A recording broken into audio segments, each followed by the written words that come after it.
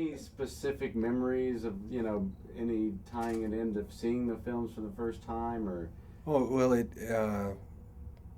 came out during the time when I was starting my first business, and the manager of the theater, I had just moved into the town, very first business, a little comic book shop, and my plan was in the shop I was going to write and illustrate my own books. And the manager of the theater walked in one day, and we started talking, and he said they were going to show the movie, but they were going to premiere it the night before for the staff. So he invited me to go, and so his name's Tom DeWolf. He lives in Bend, Oregon, and so we went down. We became very good friends. But that was one of the first movies we saw during that time. And I'd give him comics that he wanted, and he'd let me in the theater free that he ran.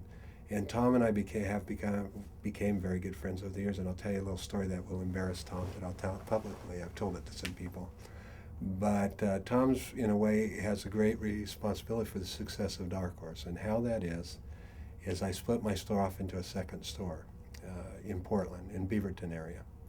And I ran out of money, and I couldn't pay my bills.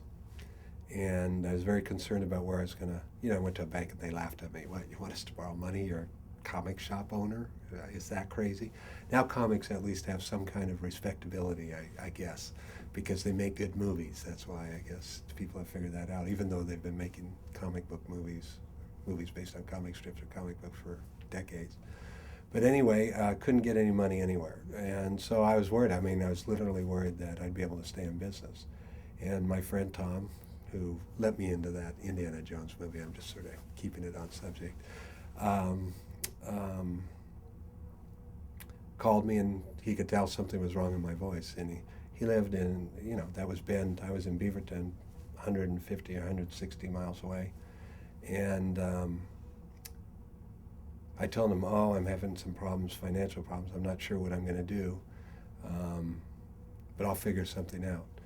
And he said, well, I'm sure something will come around. You'll be okay. I said, yeah, I'm sure. So I hung up the phone. 3 hours later, his Volkswagen Bug pulled into my parking lot of my store. He walked in.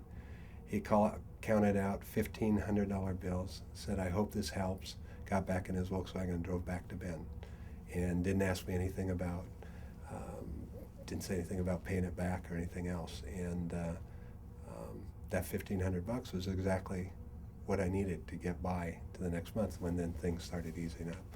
And so I'm eternally grateful to my friend Tom, and I like telling that story because we talk about friends and friendships and what people will do for their friends, and that's a person at the time I'd only known for a few years, and we had become very good friends, and that's what that friend has done. And by the way, I've repaid that a few times over the years. Sorry, Tom.